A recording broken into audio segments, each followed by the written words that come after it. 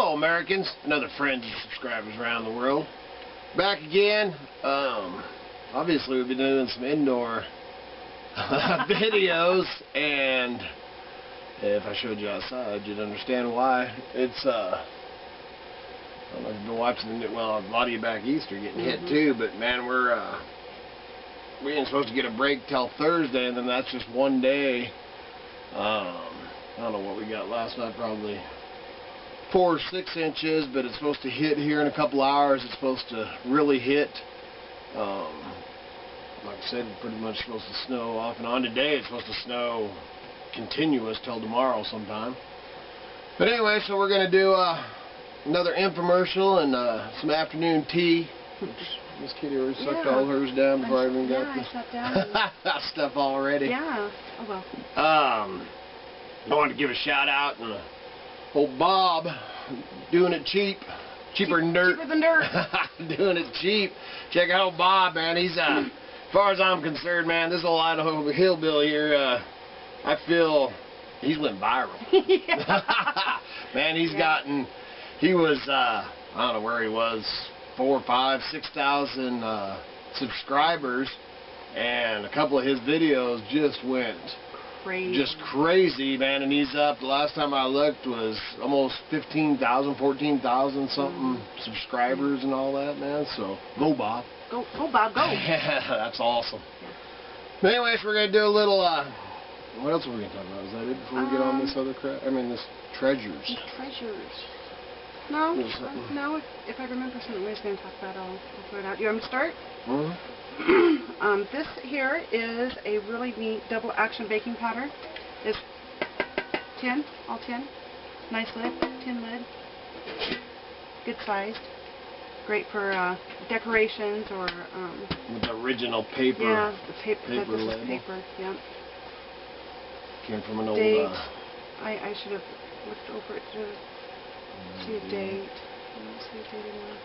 So this one here is on eBay. Yeah. And it came along with a whole trunk full of stuff, an old barn we were cleaning out, working on, along with this, and I think this. Yeah. Go ahead. Yep. That was it. Now you do show us one of your items. We thought we'd this is not a very organized infomercial. No, that's okay. But a lot more fun. Okay. Alright, so this, we'll go ahead and do this. That was way cool. Yeah, this is a Grant and Gavin Hawk, G&G Hawk Designs. I've known old Grant up in Idaho City for forever. Met him the first time, was going to buy some, or was looking at some property to buy up there in Idaho City. That was probably over 20 years ago, and got talking to him about the property, and it was not something really, it was right in town, nothing I was really interested in, and started talking about knives, and he was showing me one of the first knives he'd done, and he was just doing fixed knives. Now if you look up G&G Hawk Design or Grant and Gavin Hawk, man, they've been on the cover of Knife magazine I don't know how many times. Incredible knives. Yeah, winning awards, man. They're all the mechanical, I mean, they design them, build them. Yeah, father and son team, just awesome. Yeah. This is one of their earlier ones that they'd, designed and everything, and then sold the patent to, what is it, CRKT? Yeah. Anyway. Do you want me to read it? No. Okay, you got it. Doesn't say the name of it, just says the thing. But it's a, man, I can't remember the poly, but man, they were one of the first ones to use this. It's a high-end, kind of a rubbery, hard plastic. And then it's this awesome little fixed knife. But this sheath, you can either put it on your belt and see how it just clicks in there. Man, I mean, it's solid. But you can either wear it on your belt, or you can use the lanyard and hang it around your neck. I mean, it's just an awesome.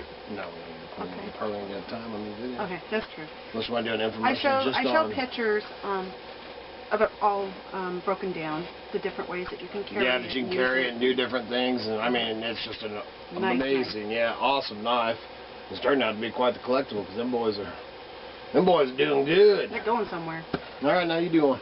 Okay, I'll do this one here. This is a really neat little keepsake journal scrapbook, very old.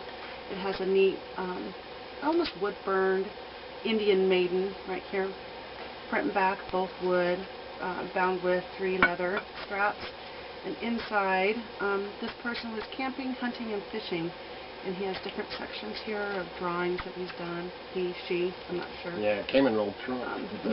Neat clippings that they've done in each one of these. Yeah, there's some old fishing reel ads and just a cool. Yeah, and the one of the neat things is they, like this one here, they clipped for flies. But then when you open it up, there's some neat pictures in the back also. And it's got a whole, yeah, but it's got the whole thing in the. Yeah. Yeah, it's pretty cool. All the different fly types and all. So this one is on eBay at auction. It's got 3 days left. Okay. We'll go ahead and go to one of my. This one, man, I've sold a bunch of these back when I was a kid. I went and lived on a ranch in southern Oregon with my father. That's my better judgment. I always got to throw that a little bit in. But anyway, there was an old ranch we lived on. The guy that owned it, his name was Frank Crouch. And he turned out to be kind of a world-renowned napper. You know, Indian head, napping flint and obsidian. Well, when I was a kid, I was 15, he made me, I have one that's identical, well, not identical, but pretty much identical to this design. You know, and it's a copper inset in the antler for napping with the copper in, and then you can also use the antler end for napping too. And like I said, this guy, man, was just amazing. I used to do a lot of napping. You know, it's you know, something you definitely want to keep on with. The last time I got, man, I had a nice spearhead that I was doing, and I was doing the face, and ended up snapping it in half, and I irritated myself, so I haven't really done any anyway. But that right there, I think that's on Etsy, and there'll be, I need to make another one, so I can put one on eBay too. And we'll put the links at the bottom of the screen there. Okay, so I just got the mushrooms left. The rest is yours. Oh, yeah. That'll speed up the process anyway. Yeah, totally. Why you say it takes too long? No, take your time. These are 2 separate listings. They're not sold together, but they're both basically made the same way. Turned wood, mushrooms, which are really cool. I'll show this one first. You can see all the bark that was left on, the grains of wood.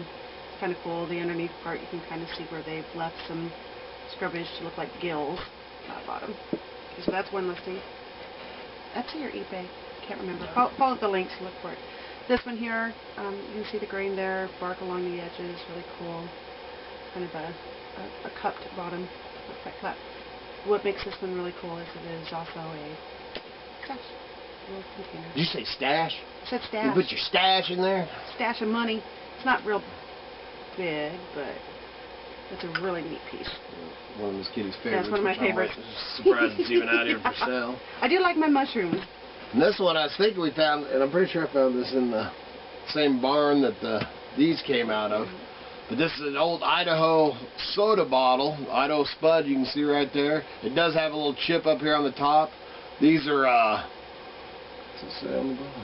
You want me to read it? No. Okay. But anyway,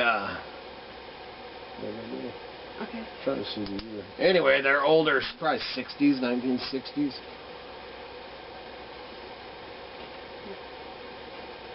This is 10 ounces on it, so date. No, doesn't say this one.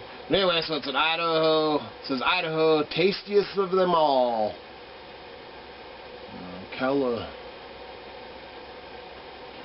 Kaliski Brothers. So that's it. Could use a good cleaning too. Island Nyan Bottling Company. It's an old Idaho bottle, kind of a rare mother. These jars. There's actually man, I don't know exactly where we got these, but we ended up getting a whole case of these, and 1930s or 40s with the original lid. You know, lid's a little rough, but still, man, they're just amazing. Out at the swap meet, man, we were selling them like hotcakes. But man, handy, just got the depression diamonds on the sides, and then this side, great for spices and herbs and stuff like that. Douglas Glass. Is it? Oh, Douglas Glass Company. Yep. So I had to stop the camera and restart it because this kitty takes a while. He thinks he's funny. I do. We all know. Alright, so we'll go, since I haven't done my knives. Here's one that I said I was going to put in that last video when I was doing the railroad spike knives. I said I'd do the trap jaw. This is made from a trap jaw like I showed in one of them previous videos. And nice little, you know, Skinner or mushroom knife or Letter opener? Yeah, letter opener, whatever you want to use it for, man. Just a nice little trap jaw knife. This one here is a leather awl or a vent pick for black powder or rendezvous type stuff. Something that's just this is actually made from a old pitchfork. Oh, that's broken kind of pitchfork. cool. I was going to ask you what you made that Yeah, one. and then got another reacher. There's a little reacher, wood carving knife. Whittler. Yep, a little hillbilly whittler. Then another carbon blade 3-pin hillbilly hacker wood carving knife. Those are those two. This one and that last one's the ones that we showed in that video. Now Miss Kitty done her beautifying. And then we got another liver eater. This one's a little longer than that last one. Man, it's a sharp mother. And I'll tell you what, of the forged knives, you know, like I said, I always end up selling mine, but I have carried a trap spring knife around with me, and man, they hold a amazing edge. A lot lighter than the railroad. Yeah, and a lot lighter than the railroad spike knife. Maybe not quite as cool looking, because those are pretty cool. And then this, well, old mountain man friend of mine gave me 2 of these. One I'm keeping for myself because it's the old magnifier, huh? Yeah, you put it on your head. Since you got a hat on. Yeah. But it's all adjustable. Yeah, adjustable. I got a big head, so yeah. Make it bigger. But anyway, that it's all metal, man, metal and real glass magnifying. You know, and it's like a jeweler's eye. It flips up like that. You look pretty funny now, Miss Kitty. I would never put that on again. But for doing for carving knives and some of our, you know, when we're wood carving and stuff, when we get the chance to do it and stuff. But it's all metal, man, metal and glass. Like I said, this one I'm gonna sell, but the other one I'm keeping for my dang self. And it has, I show pictures, you can take these glass pieces out. There's a little button right here. Yeah, to clean them up. Clean them or replace them. And they don't, a little bit of use of wear on them, but I mean, there's some marks on then quality, you know, they've got those plastic ones you can buy at Harbor Freight and stuff like that, but man, this one's just a quality made. Old school. Yeah, it does have some wear and use from years. So what am I at, these? Yep. All right, Miss Kitty threw this in. This is actually raising our kids, which we haven't done for a while, but we'd always have, anytime there's a problem in the family or whatever, everywhere we've ever lived or been, we always have a council fire, you know, our fire pit that we'll go sit around and enjoy, you know, each other's company too. But anytime that there's a problem in the family and you wanted to call a council fire, one of the clan or our tribe, you can call a council fire, and then we'd use a talking stick, which actually, I have a talking stick kind of like this, but then we'd also use this one, which someday I'll tell the story on that. An very old and dear friend of mine, Pineapple, gave that to me. But we used that in the motorhome days, and then went to a smaller, it's somewhere around too, but a talking stick that's more Native American looking too. But this one, so this talking stick is actually, you probably can't see it too much, but it's kind of a practice stick. This one I actually did, just it's how I test my knives, the wood carving knives. You can see the mountain spirit face on it. It's got a mushroom and my tree and 4 directions. And this is actually a real beaver chewed. This top, which has got kind of a bird head, this top was actually a beaver chewed stick that I picked up in the mountains. And there's a little beaver here. But you know, every time that we do a knife, we spend a few minutes testing them to make sure that, you know, they're up to our standards, you know, and hopefully yours. And this is just, so it's kind of a doodle stick, I guess, would be. Yeah, a doodle stick. But it's talking stick, so then you can have your council fire when there's a problem, and whoever's holding the the talking stick is the person that gets to talk. And nobody else can say nothing until they get the talking stick. I always keep it away from Miss Kitty. And it is marked here with the hillbilly tree. I said my tree was on it. Oh, did you? Yeah. Well, did you point it out? I did. I said in my Oh, tree. thank you. That's why Miss Kitty don't hold the talking stick. But this is a great way. This is a great way to, you know, for the whole. Well, it was a great way. But this is a great way to, you know, whether you buy mine and use this one or you make your own. But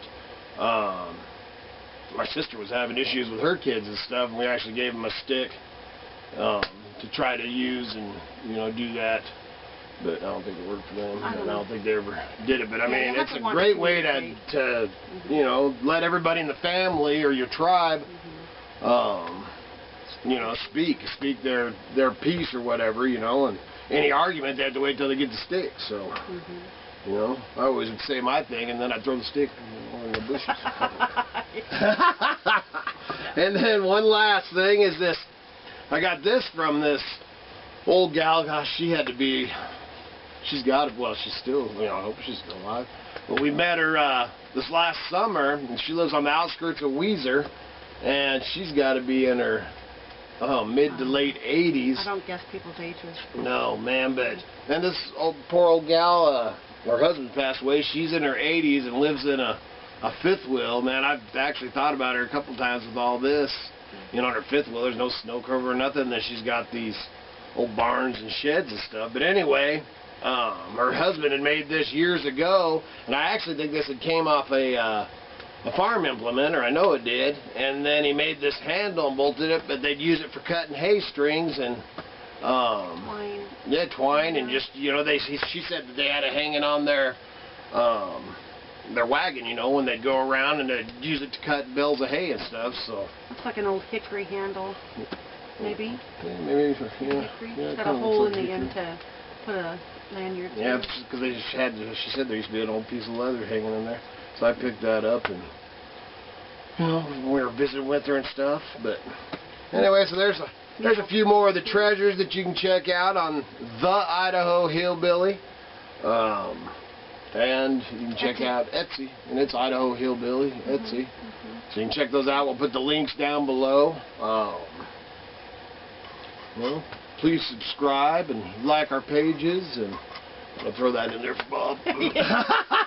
He's like, no, you need to tell them to subscribe. Tell them to like. Yeah, like it.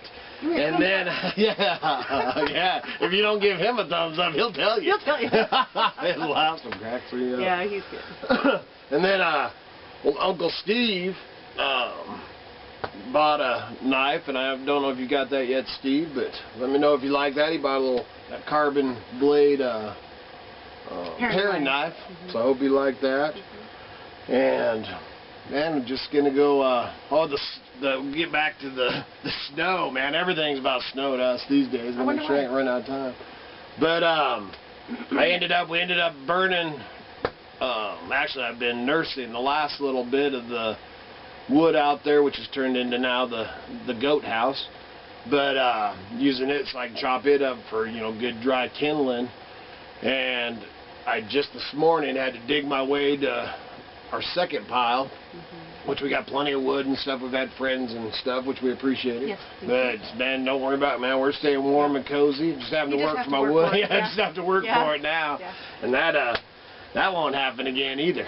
Man, knock on wood, next year, man, every year it gets better. Yep, exactly. Every year. But I thought I had more put up, but didn't expect a winter like this. I mean, this is insane. You know, they're saying the last time we had, or at least down in the valley, the last time they had snow there was, well, I guess it was too up here. Man, it was 1982 or 1983. So breaking all kinds of records. Not just have snow, but this much. Yeah, this much. And the snow don't bother me so much as the dang bitter cold, man. Because we've had some. Well, the night before last was 20 below zero. Yeah. Man, and that was one gnarly mother. It doesn't matter how much wood you put on the fire at that point. You I set my alarm because I get up, you know, every night. And that night, I kept, man, we got an electric blanket on our bed. And, man, I reached down there and turned that electric blanket back on because I don't really like sleeping under electricity. But when it's 20 below, I will. But anyway, turned it back on, and the alarm went off to get up at 3:30 to stoke the fire, man, I just pulled them blankets up and hit that alarm, and woke up about, I don't know, hour later, and got up, man, and then my fire was completely down. It was 30 degrees in here, man. 20 below outside and 30 degrees in the cabin. Needless to say, I got my butt up. Yeah. All right, so there's a little bit of that. We're gonna probably gonna wander out there and make a few wood carving knives, but hey, man, this is, you know, I hope you like the showing the stuff. Kind of just thought this is kind of a cool way to, you know, show our, it's kind of like doing a swap meet, man. Yeah. You know, telling the stories and all that, and you know, that's how we make our living. And obviously, when you have this much snow outside, gotta keep the ball rolling. You know, we were talking about it earlier. A lot of folks, about on the video, but a lot of folks, you know, to us, we're not snowed in because I can go out and dig my car out, you know, and then hopefully the snowplow makes it to my county road out here eventually, sometime today. Ain't heard them.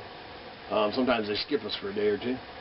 But, you know, to us, we ain't snowed out. We're obviously snowed. You ain't going out of this valley right now. But a lot of people and city folk and stuff like that, man, they consider themselves like in the shining. You'd definitely be better off with a snowmobile or something to get out of here. Yeah. All right, you have a good day.